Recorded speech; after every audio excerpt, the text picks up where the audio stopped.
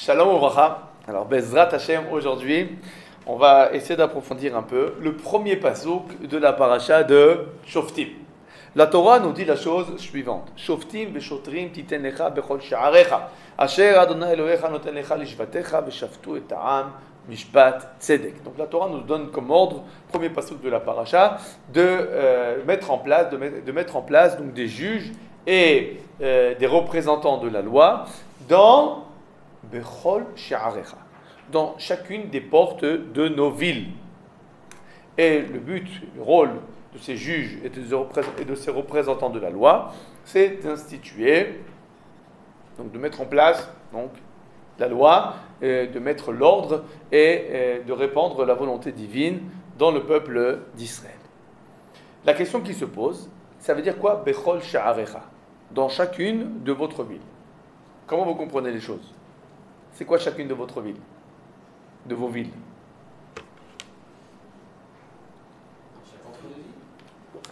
Chaque entrée de ville. Et c'est quoi une ville? Alors voilà, tout de suite. Haïfa, Yerushalayim, Ashdod, d'accord. Donc tout de suite, il est passé à... Vous avez compris, tout de suite, il est passé à la ville de 150 000, 200 000 habitants. Pourquoi? Il faut une grande ville. Pourquoi tu dis qu'il faut quoi pour une grande ville? Oui, dans toutes les grandes? Non, toutes les villes. Toutes les villes. Alors pourquoi tu m'as dit Yerushalayim et Ashdod? C'est ce qui t'est venu en fait. Bon, alors, prends ta réponse, garde-la de côté, et on va voir ce que la Gemara nous dit. Qu'est-ce que la Gemara nous dit? La Gemara dans Sanhedrin, Daf Yud Zayin Amud Bet, vous l'avez devant vous, c'est le deuxième texte. Vekama yeh ba'ir ve'yeh rouya les Sanhedrin.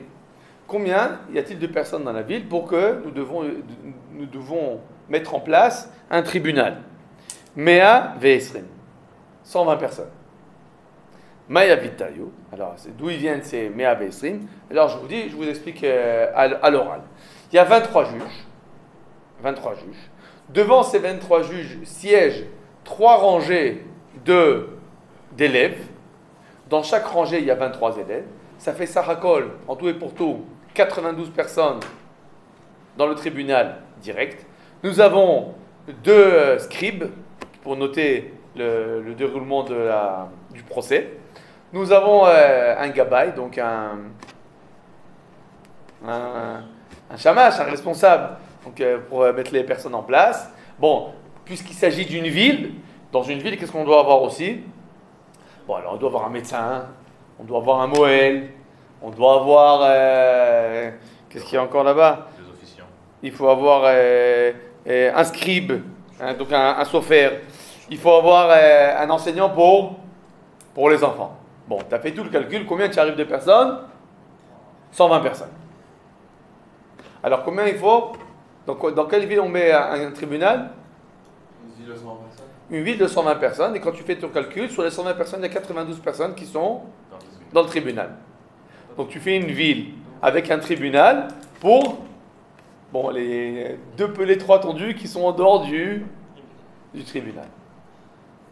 Donc il ne s'agit pas de Yerushalayim et Tel Aviv et Ashdod. Il s'agit de quoi en fait? T'as mis 10 villages. Ouais, vraiment le petit, la petite commune, vraiment le petit village dans la petite commune. Qu'est-ce que vous en dites? C'est pas logique. Pourquoi c'est pas logique? C'est trop de demandes de gens. C'est trop de demandes. En gros, qu'est-ce que tu es en train de nous dire en fait? Pourquoi quand j'ai posé la question de quelle ville il s'agit, tout de suite la réponse était bon, Yerushalayim, Tel Aviv. Pourquoi c'était tout de suite pourquoi c'est tout de suite sorti comme réponse? Le vrai besoin, il est là-bas. Parce que c'est qu'il y a un besoin. Je comprends que s'il y a une ville de 100 000 habitants, on doit mettre en place un tribunal. D'accord, il y a une ville de 120 personnes. Combien de fois les gens ils vont se bagarrer? D'accord. Si tu as 2 cas par an, on ne le dit à personne. Si c'est comme ça, si tu as besoin d'avoir 2 cas par an, il suffit de mettre un tribunal, on va dire régional, pour répondre à tous les besoins de tous les petits villages du coin. Alors pourquoi la Torah nous dit-elle qu'il faut qu'il y ait un tribunal dans chaque ville, dans chaque endroit du pays? La question est claire? Alors, peut-être on ne parle pas de tribunal de 23, mais on parle de tribunal de 3. même un tribunal de 3, ou Kochav Yaakov, je siège au tribunal de Kochav Yaakov. On est 3 Dayanim, d'accord? On siège chez 3 Dayanim, on est 3 Rabbanim de la Yeshiva, on siège, on a un tribunal à Kochav Yaakov. D'accord? Combien de cas tu penses qu'on a par an? J'exagère. Disons que dans les bonnes années, on a 20 ou 30 cas dans les bonnes années. Et, enfin, quand j'appelle ça les bonnes années, c'est les mauvaises années. D'accord? Ça dépend. Comme on ne cherche pas du travail, donc c'est les mauvaises années.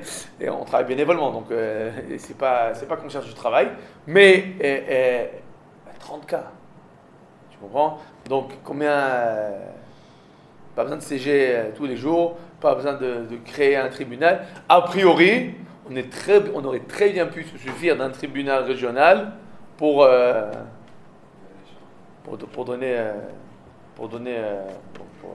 répondre aux besoins. Pour répondre aux besoins. Et encore, là, il s'agit, on va dire, c'est des belliqueux, les Kochav Yaakov. Hein? Ils se bagarrent beaucoup. Ils ne sont pas plus méchants que les autres. Ce que je veux dire, c'est pas que tu as tellement de cas. D'accord? Alors pourquoi? Pourquoi faut-il qu'il y ait un tribunal Attends une seconde, là, Kochav Yaakov, tu as 700 familles. 700 familles, tu fais ton calcul, tu as à peu près 4000, 5000 personnes. Donc, tu divises ça par 60 pour arriver à tes 120 personnes. C'est-à-dire qu'à Kochav Yaakov, on aurait été censé avoir dans chaque rue un tribunal. Je te dis, on a un tribunal pour tout Kochav Yaakov. Pourquoi? Ça suffit. Non mais, on est d'accord que ça suffit un tribunal pour tout Kochav Yaakov. Mais imagine-toi que Kochav Yaakov, ça aurait été plein de petits villages. Et dans chaque village, il faut qu'il y ait un tribunal. Donc pour 2 cas par an. On rassemblerait, on ferait en sorte que ces villages soient rassemblés. Mais non, alors juste. Les mêmes communes, quoi. Mais juste, tu as compris ma question. La question, c'est que la Torah ne nous dit pas, vous faites un tribunal régional. La Torah, elle te dit, tu dois faire un tribunal dans chaque ville. C'est bizarre. On est d'accord? Ouais. Bon. Alors maintenant, Bezrat Hashem, ce qu'on va voir, c'est comment nos sages, eux, ils traitent cette question. Comment nos sages, ils traitent cette question. Et regardez ce que nous dit le Midrash Rabbah, Parashahe Ot Aleph.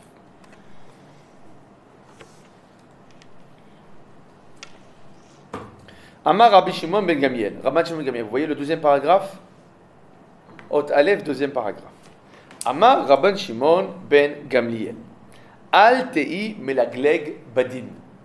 Ne te moque pas du jugement. Shu echad mishlosha ragle haolam. Voici que la justice, c'est un des 3 piliers sur lesquels le monde repose. Lama, quelle est ta preuve? Chez Shanu Chachamim, nos sages ont enseigné dans la Mishnah Avot. Al Shlosha Dvarim Ha'olam Omed, il y a 3 piliers sur lesquels le monde repose.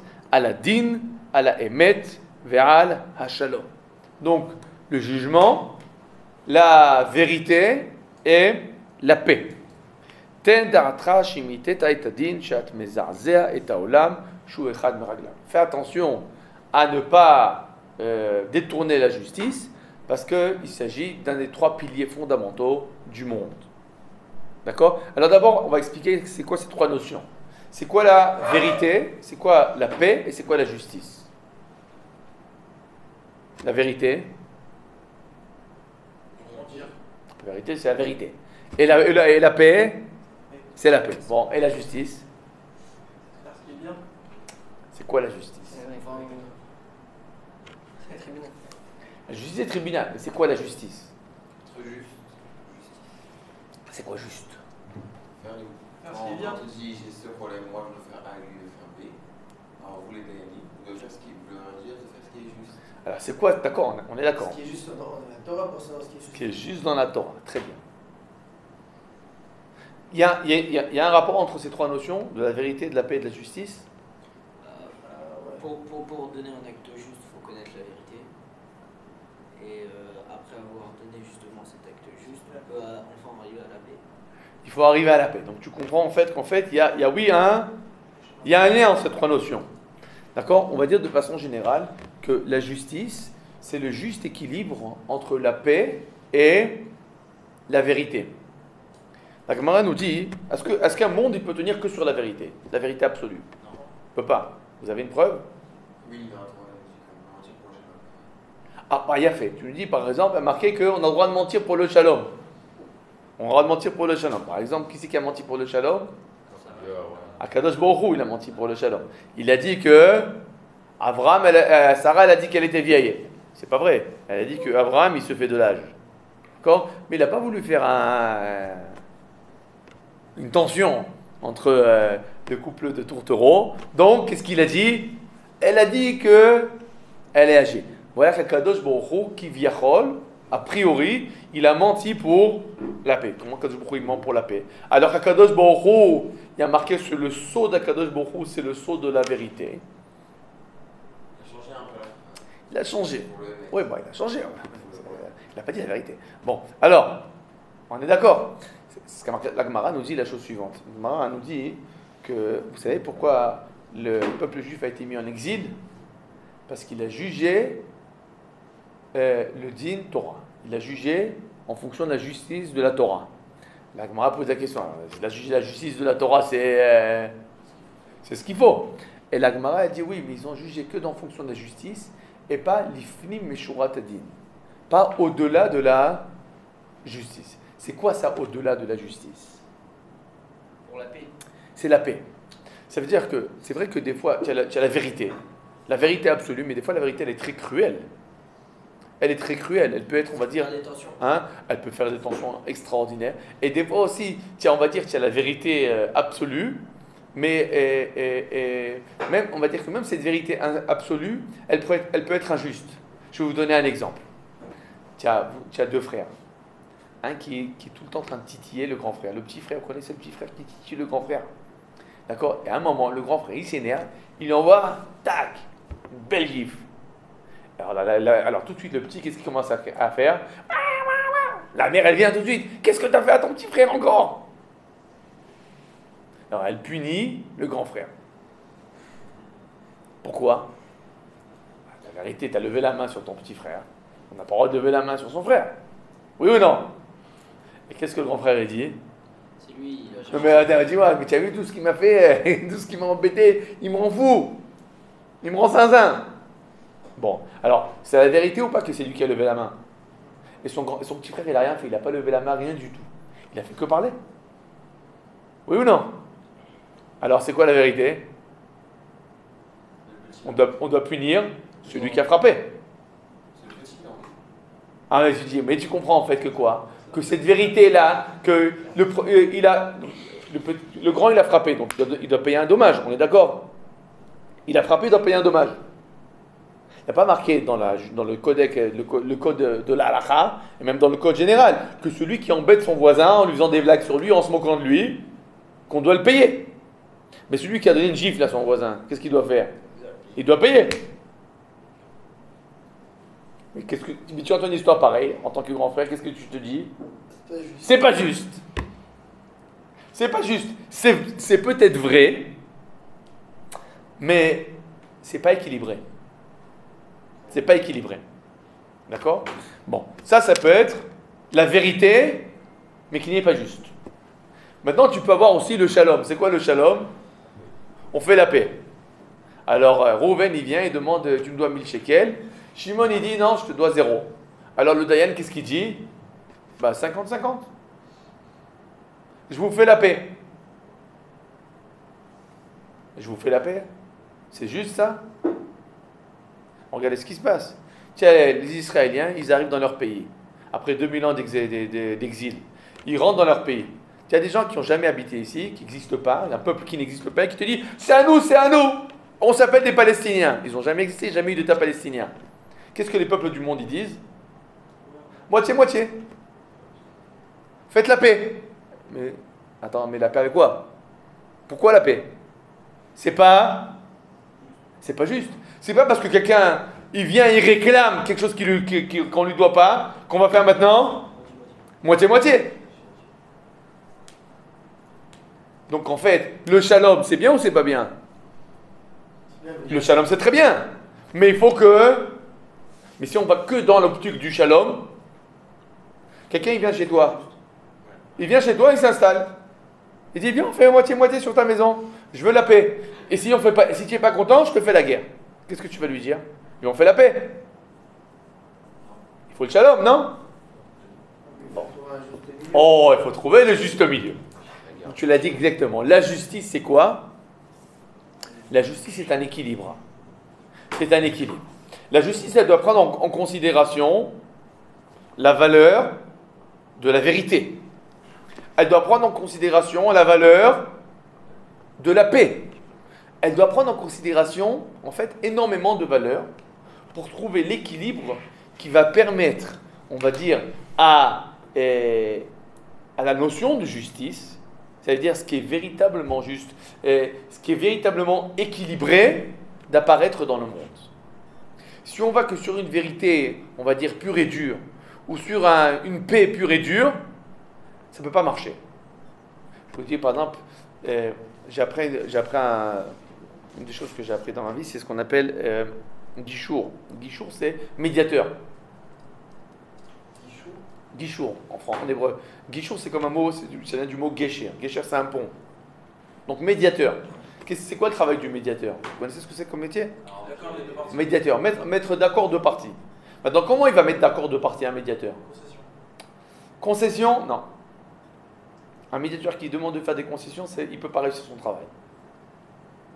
On va changer les mots. Pourquoi il ne peut pas réussir son travail? Parce que quand tu fais une concession, tu n'es jamais content. On est d'accord? C'est quoi la concession? C'est le mauvais shalom. C'est, bon, il a demandé 1000, c'est de lui 500. Mais pourquoi? C'est pas juste ce qu'il demande. C'est-à-dire que si tu veux arriver, par exemple, à faire la paix entre deux personnes, une vraie paix, elle doit être proche de quoi? Elle doit être proche de la justice. Pour que la personne puisse vraiment s'investir dans la paix, il faut qu'il y ait une base de justice. S'il n'y a pas de base de justice, c'est intolérable. C'est intolérable. C'est plus de la paix, c'est du... comme ça s'appelle, c'est un vol à main armée. Et après on dit, bon écoute, je te tue pas, mais on fait moitié-moitié. C'est très gentil de ta part. Donc la justice, c'est un équilibre. S'il manque cet élément dans la justice dans le monde, qu'est-ce qui va se passer dans le monde s'il n'y a pas de justice? La guerre, la débandade. La débandade. Très bien. En quoi Rabban Gamliel, il répond à notre question? Vous vous rappelez la question? C'était quoi la question qu'on a commencé par le cours? Pourquoi il faut un juge partout? Pourquoi il faut qu'il y ait dans tous les pays, dans tous les recoins du pays, un tribunal? Réponse. Alors qu'est-ce que dit Rabban Gamliel? Parce que c'est quoi la justice? C'est la base. C'est un des piliers du monde. C'est un des piliers du monde. On ne peut pas établir de société sans cette notion de justice. Impossible d'établir une société sur la justice. Et maintenant, je vais vous poser la question. Pourquoi la Torah s'occupe de ça? Pourquoi la Torah s'occupe de ça?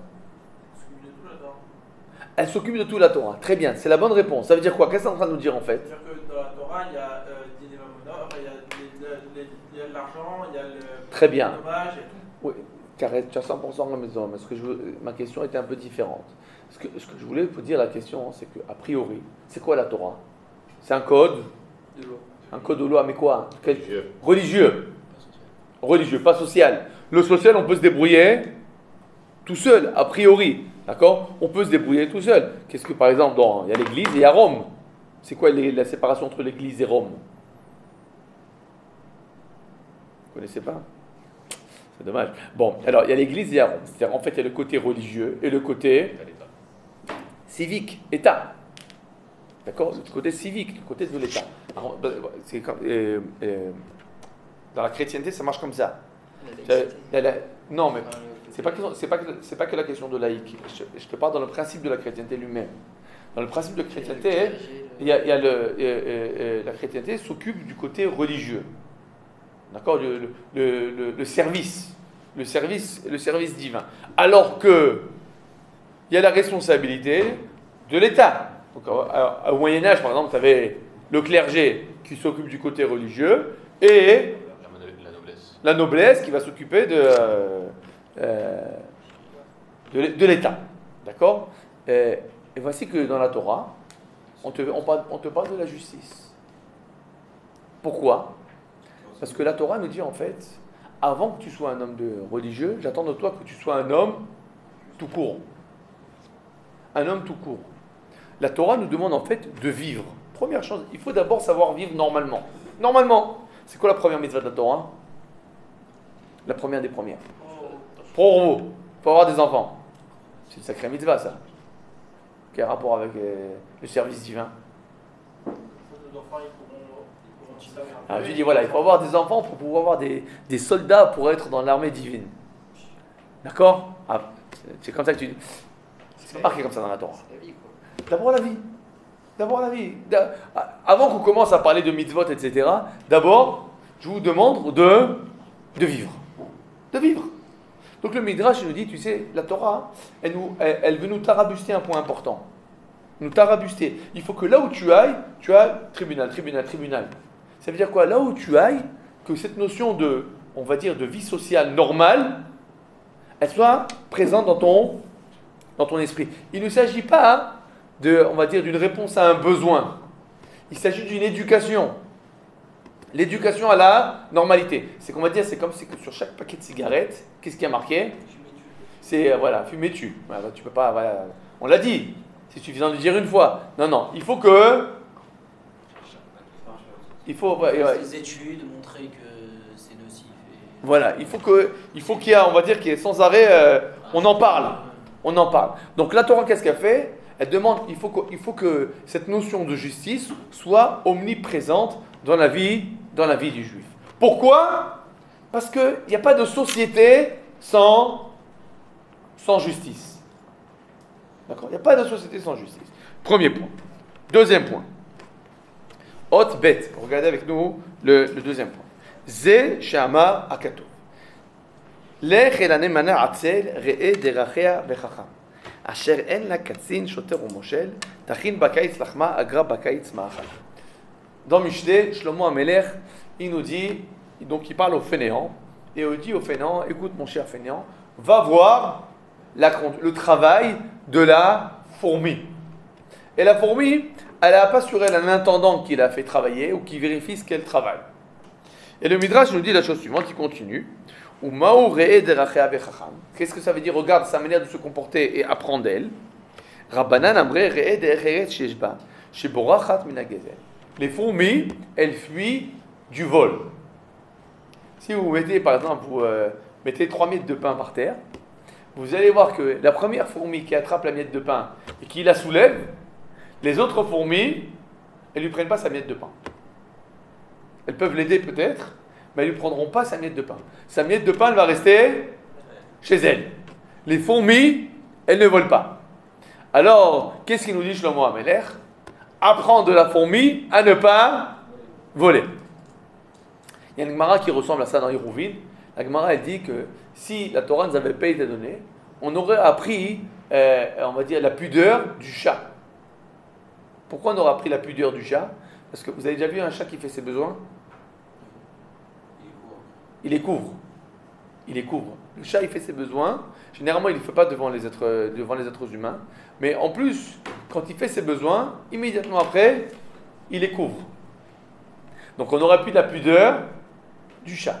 On aurait appris, on va dire, la Neymanut là, la fidélité. On aurait appris la fidélité de la colombe. Parce que la colombe et le colombe, ils se marient, ils sont partenaires pour la vie. D'accord? Et on aurait appris le vol de la fourmi. Qu'est-ce que vous en dites de cette Gemara? Intéressant, hein? Moi, j'aurais dit qu'on peut apprendre le manque de pudeur du chien, la violence du lion, et le manque de fidélité de tout le reste des animaux. Le chien est fidèle aussi. Oui, je te parle de fidélité, il est fidèle à l'homme, je te parle de la fidélité entre fidélité de couple. Qu'est-ce qu'elle nous dit la Gemara? Tu peux apprendre le vol de la fourmi. Oui, non, très bien, la fourmi elle est très sympa, mais Il y en a d'autres. Il y en a d'autres. Vous avez déjà vu les oiseaux? Vous êtes une miche de pain là où il y a des oiseaux. Il y a le premier qui va arriver. Qu'est-ce qui se passe avec les autres? Ils viennent, ils se battent pour lui prendre. Alors on n'est pas tous des fourmis, il y a aussi des oiseaux. Alors qu'est-ce que la Gemara veut nous dire? Apprendre de la fourmi. C'est de prendre le bon de chacun. Apprends le bon de chacun. Très bien. Je peux apprendre le mauvais aussi. Nous aussi, on est pareil. Nous, on va prendre le bon et Nous aussi, il y aura des gens qui vont réagir et qui vont pas sauter sur le pain. Oui, il y a des gens qui vont tous sauter. Alors qu'est-ce qu'il nous dit Shlomo? Regarde la fourmi. C'est voilà, j'ai regardé la fourmi, j'ai regardé les oiseaux. Qu'est-ce que...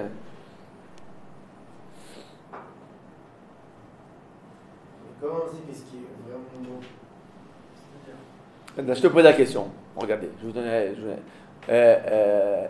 Disons qu'on te montre un film maintenant, un lion qui vient et qui attaque une gazelle. Et vous savez comment il l'attrape au cou comme ça, hein? Il l'attrape au cou, il la lâche pas. Hein? Et comment tu vois cette image, qu'est-ce que tu dis? Qu'est-ce que tu te dis? Je me dis c'est violent, mais parce qu'on m'a... C'est violent, c'est violent. Maintenant, tu vois une autre image. Tu vois un alligator qui a attaqué une gazelle et un monsieur hippopotame qui lui rentre dedans, dans l'alligator, pour qu'il lâche prise. Et après, il sort la gazelle de l'eau et il lui fait des grands coups de langue pour la calmer. Alors, qu'est-ce que tu dis sur le hippopotame? Ah, c'est un bon celui-là. C'est un bon. Qu'est-ce qui se passe en fait? Regardez. Regardez ce qui se passe dans notre cœur. On a une tendance naturelle à, on va dire, à s'identifier avec le bon. Avec le bon. C'est-à-dire que c'est vrai que tu peux voir les oiseaux et tu peux voir les fourmis. Mais de façon naturelle, quand tu vas voir les fourmis, tu vas dire Kol hakavod. Elles sont super les fourmis. Kol hakavod, il est super l'hippopotame, etc. Ça veut dire que quand la Torah nous dit en fait, regarde comment il se comporte, qu'est-ce qu'elle veut nous dire en fait? Elle veut dire, regarde que de façon naturelle, quand tu vois ça, ça te parle. C'est-à-dire qu'au fin fond d'entre nous, chacun d'entre nous, on va dire, on a les bonnes midotes. On a les midotes, on a les bonnes vertus. Seulement, on a besoin d'un certain réveil extérieur pour nous le rappeler. D'accord? On sait que le Messilat Yesharim, il commence son livre. Comment il commence son livre, le Messilat Yesharim? Vous avez étudié un peu le Messilat Yesharim? Le Messilat Yesharim nous dit en fait, je t'écris un gros livre, un gros pavé, mais tu connais tout. Tu connais tout. Je vais te faire aucun ridouche, aucune nouveauté. Alors pourquoi j'écris un livre? Pour bien se concentrer sur les bases. Pour te rappeler les choses que tu connais. Alors, c'est un livre de quoi, Messilat Yesharim? De quoi il nous parle? D'éthique. Les midot tovot, donc les bonnes midot, les bonnes vertus. C'est-à-dire que dans les vertus, le problème c'est pas de connaître ou pas de connaître. Le problème c'est de quoi? D'appliquer. Comment tu arrives à appliquer? Il faut qu'il y ait une certaine prise de conscience perpétuelle. Alors maintenant, pourquoi le Midrash il nous raconte ça sur les tribunaux? Quelle est la question que le Midrash se pose en fait?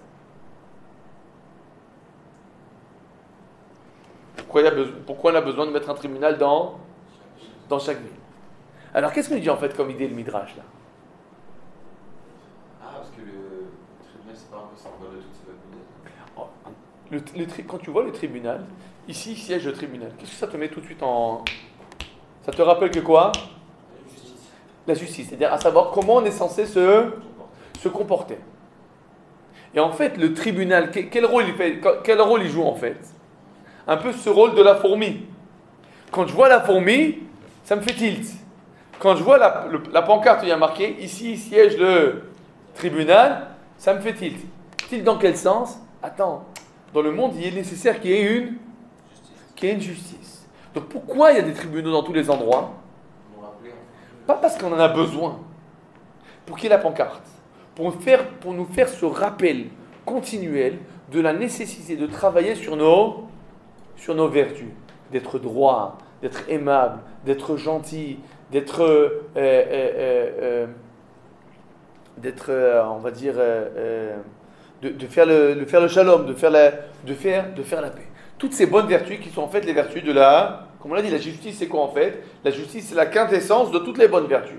Pour arriver à la justice, en fait tu dois faire, on va dire, l'équation de mettre toutes les bonnes vertus avec le bon coefficient pour arriver au bon résultat. Et c'est quoi le bon résultat?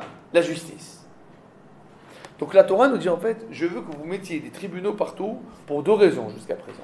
Première raison, parce que c'est important, première chose, d'avoir une société viable. Et avoir une société viable, une société ne peut être viable que s'il y a de la justice. Deuxième point, j'attends de vous un deuxième niveau. C'est pas qu'il y ait une société viable, parce qu'on va dire que même dans la mafia, vous savez que même dans la mafia, il y a une justice, il y a des lois. D'accord? Tu ne peux pas avoir aucune société humaine sans loi.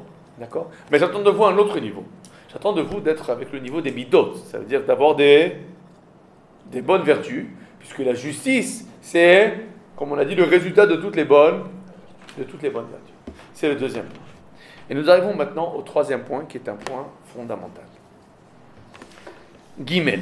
Ze Shamar Akatu, c'est ce qui est marqué dans Mishlei. Ase tzedaka ou mishpat nifrar l'Hashem mizevar. Alors, faire la justice, c'est mieux que le korban. Kezevar cheltiv ela mizevar.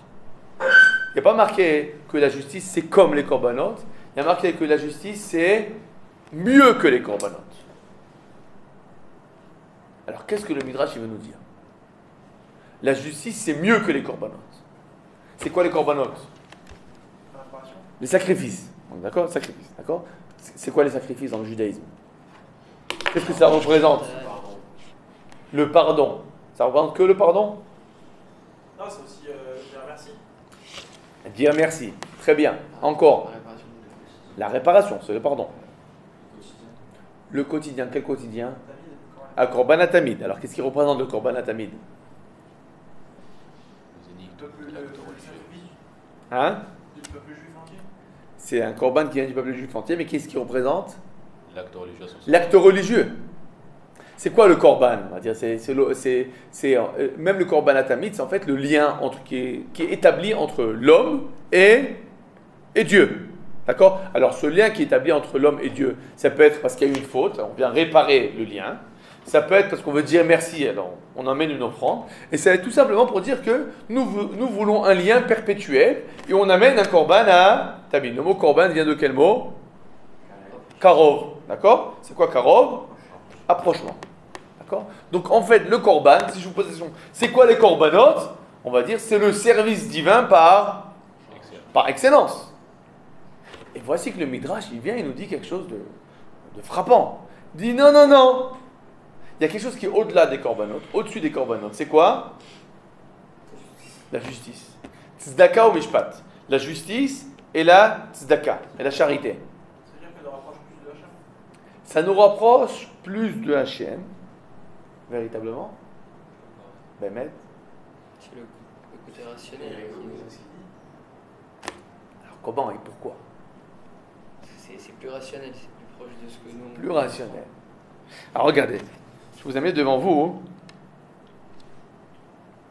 un texte du Rav Kook et un texte du Admour Hazaken de Chabad. D'accord? 2 textes. Et chacun d'entre eux, il parle d'un autre sujet, mais l'idée, c'est la même idée. Le Rav Kook nous dit la chose suivante. Rabbi Eliezer et Rabbi Assi, avou yadve vegarse bene amoudé. Rabbi Eliezer et Rabbi Assi étaient en train d'étudier au Beth Midrash. וכל שעתה ושעתה ותפרי העברה דדשה ואמרי איקה דאית לדינה ליול ביליתי.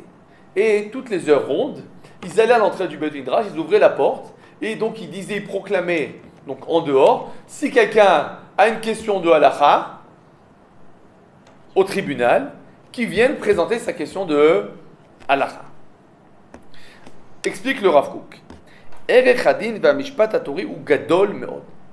Donc, le fait que la justice de la Torah, la valeur de la justice dans la Torah est une valeur extraordinaire. Ba'asher, pourquoi? Ba'asher rak kovea ala Torah et achotam amiuchad shehi Torat Chaim. Parce que c'est seulement ça qui donne à la Torah cette valeur de Torah de vie. Alors je vais expliquer. Vous savez, on pose des questions. Je suis rabbin, donc on joue des questions. La majorité des questions qu'on pose, c'est sur quoi? Quels sont les sujets? Quelles questions on pose aux rabbins? Dans quel sujet on pose des questions aux rabbins? Vous savez? Le plus de questions, c'est sur quoi? Vous savez? Le plus de questions, c'est le deuil. Parce que les gens, ils se réveillent à poser des questions aux rabbinim quand ils sont en deuil. Énormément de questions, c'est sur le deuil. Encore un autre domaine, il y a énormément de questions. Shabbat. Il y a Kashrut, Shabbat, il y a pureté familiale. Énormément de questions dans tous ces domaines. Et il y a un domaine, on reçoit une question une fois tous les 36. Vous savez quel domaine? Dîner mamonot. Le business. Qu'est-ce qui se passe? Qu'est-ce qui se passe? Je vais vous raconter une histoire. Quand j'étais jeune, j'étais étudiant en Dayanout. Une fois, on a eu un colloque de juges rabbiniques sur les Yerushot, sur les héritages. Il y avait là-bas le Rav Nehemia Zalman Goldberg. C'est le Khatan, si vous avez entendu parler, c'était le Khatan du Rav Shlomo Zalman Auerbach. D'accord? C'était un des plus grands dayanim, il est décédé il n'y a pas longtemps, c'était un des plus grands dayanim de la génération. Et on parlait des Yerushot, et il dit, bon, vous savez, au Beth Din, il y a peu de personnes qui arrivent à faire juger sur les Yerushot. Alors moi, j'étais un jeune, j'ai levé la main, je dis, Rav, mais pourquoi? Il n'y a pas de gens qui ont la crainte de Dieu, qui arrivent au tribunal. Et il m'a dit la chose suivante, qui jusqu'à aujourd'hui, il m'a dit, quand il y a de l'argent, il n'y a plus de crainte de Dieu. Quand il y a de l'argent, Il n'y a plus de crainte de Dieu. Non, c'est parce que c'est pas vrai. Il a voulu dire que c'est énormément de gens, d'accord? En fait, le judaïsme, c'est quoi?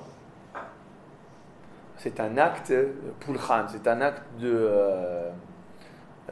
pulchan. C'est un acte de culte. C'est-à-dire que le judaïsme, c'est quoi? C'est faire Shabbat, c'est manger kasher, c'est la pureté familiale, etc.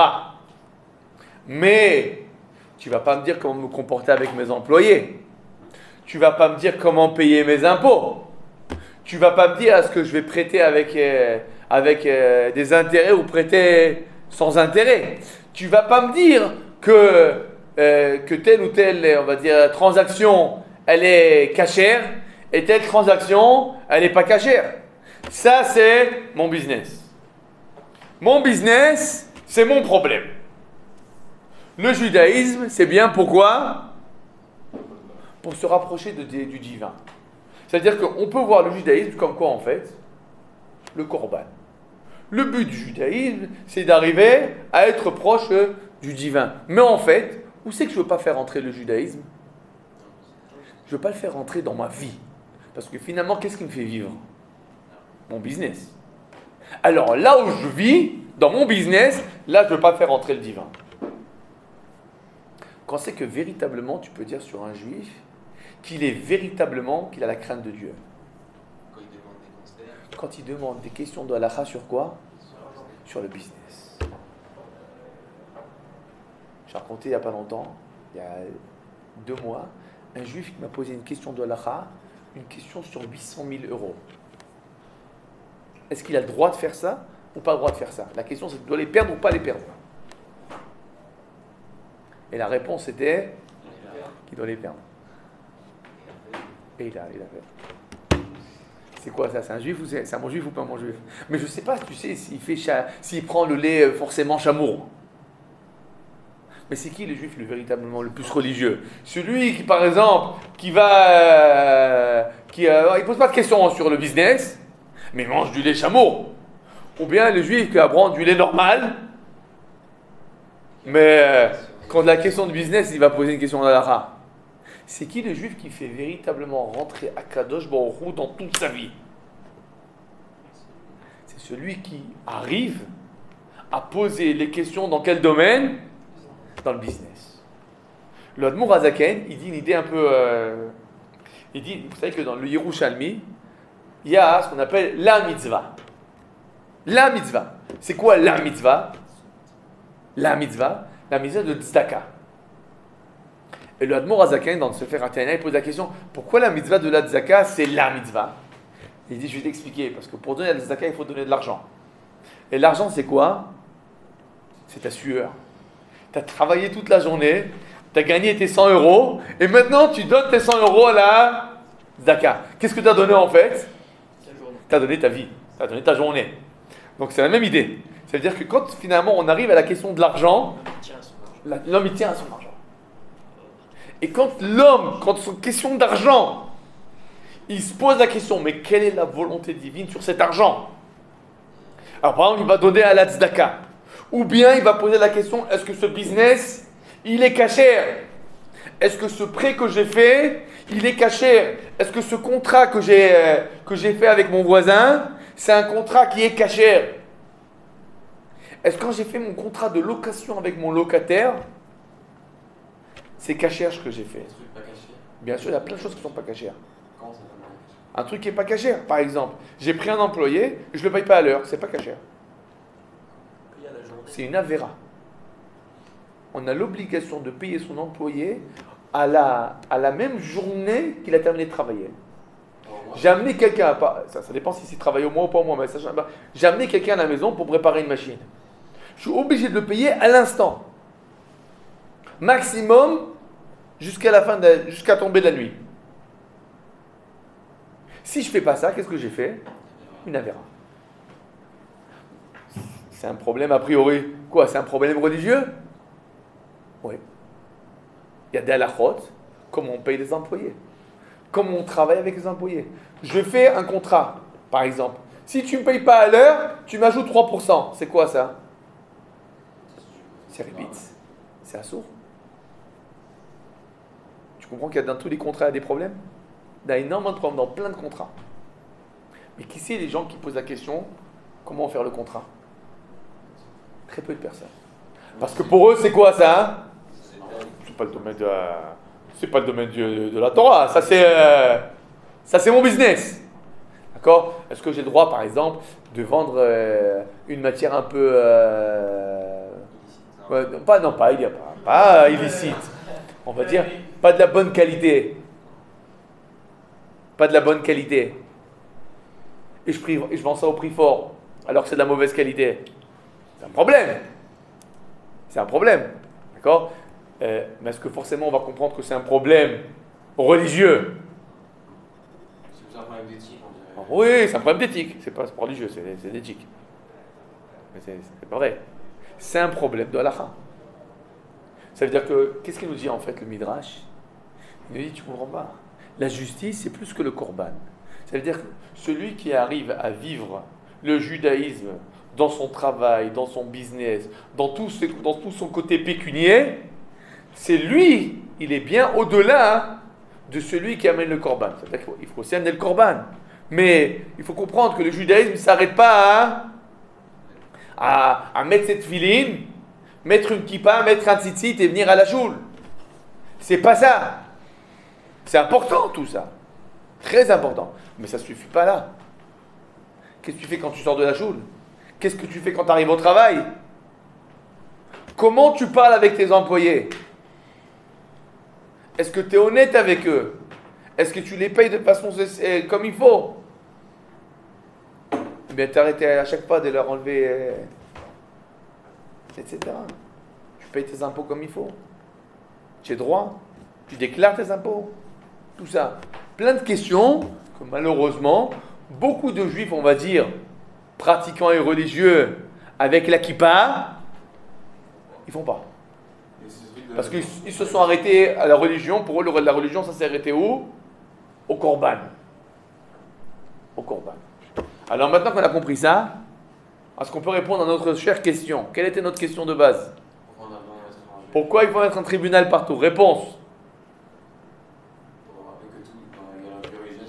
Pour nous rappeler que la vie religieuse, elle ne s'arrête pas au Beth Knesset. Elle ne s'arrête pas au Beth Midrash. La vie de religieuse, elle embrasse tous les aspects et toutes les facettes de notre vie, y compris le côté financier, pécuniaire. C'est seulement quand on comprend ça qu'on arrive à comprendre véritablement ce qu'Akadosh Baruch Hu, il veut de nous. Et c'est pour ça que dans chaque ville juive, même s'il y a 2 pelés 3 tendus, il faut qu'il y ait marqué la pancarte avec justice oblige. Dans le sens que c'est comme ça qu'on doit toujours se comporter. D'abord, être un être social, normal. Deuxièmement, être un homme avec des bonnes vertus. Et troisièmement, comprendre que être véritablement proche d'Akadosh Baruch Hu, ça exige, pas rien que de faire des actions mystiques, mais ça exige aussi de se comporter de façon droite et honnête dans chacun de nos actes, dans chacun de nos chemins, et que c'est ça aussi, et on va dire, c'est ça, on va dire, le summum de l'acte religieux. Baruch Adonai Le'olam, Amen ve Amen.